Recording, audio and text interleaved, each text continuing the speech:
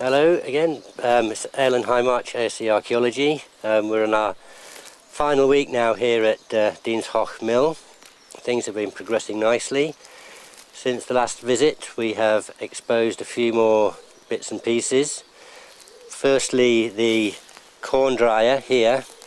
We now know that this sand deposit that I'm stood on has been brought in at a later date to raise the ground level.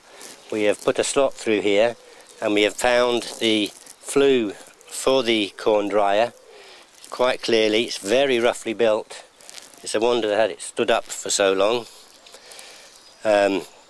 We now know that threshing was carried out at the mill, and this ties in nicely with corn dryer. After the stalks are threshed, the corn goes in the corn dryer to be dried prior to milling.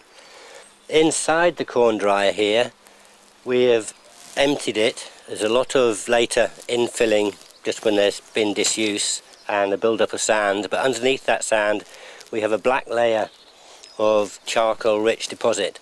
Now this could well be the remains of the use of the fire of the corn dryer. We have sampled that and we will look at those samples through sieving to see if we can pick up any grain, anything like that, to see what they were processing.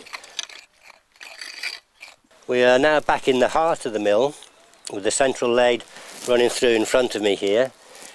Since the last visit we have excavated or put a slot through one end of the lathe, hoping to find any remains of the mill wheel, wheel scarring where it's rubbed against the walls of the lathe, so that we could work out the size of the wheel. We do have it on record, written record, that the wheel was 15 foot in diameter, which would fill up this area here quite nicely. You can now see the arch where the water left the lathe very clearly. It's very well built, very nice.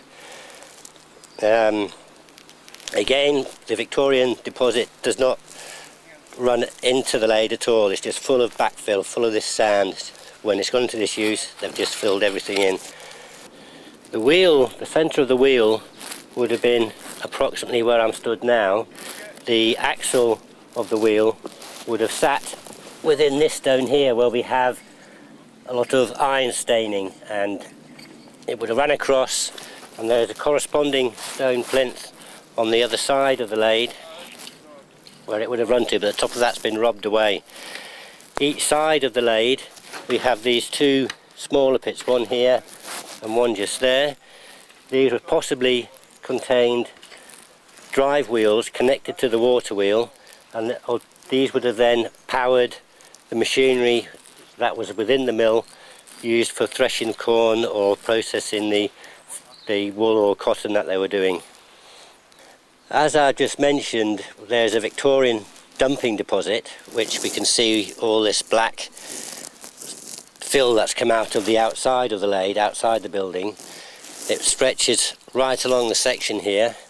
The sort of things we're getting out of it are bottles, ceramics, bits of shoe, bits of wood. It's all domestic waste. It's been dated, some of it's been dated from our evaluation that we carried out earlier to about 1890, 1920.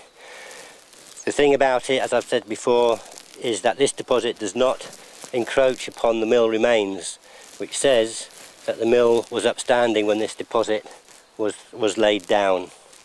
One unexpected thing that we have found is this bridge here. There is on the 1822 plan of the site a second lathe, but that's further over that way. We now know from a written record that we've found that at a later date a new wheel was put on the outside of the building, and a new lathe has been dug for that to power that wheel, with a bridge built spanning the lathe so people can walk across. It's a very nice bridge, well made. We saw we had this bridge structure outside the mill, crossing the lathe, slow access, with the remains of a road running across. That's all that's left, is this narrow strip. The full width of the bridge would have been right out here. The road itself, or the track, actually ends up in this curved stone structure here, which may have been to allow for access into the lathe so they could service the wheel.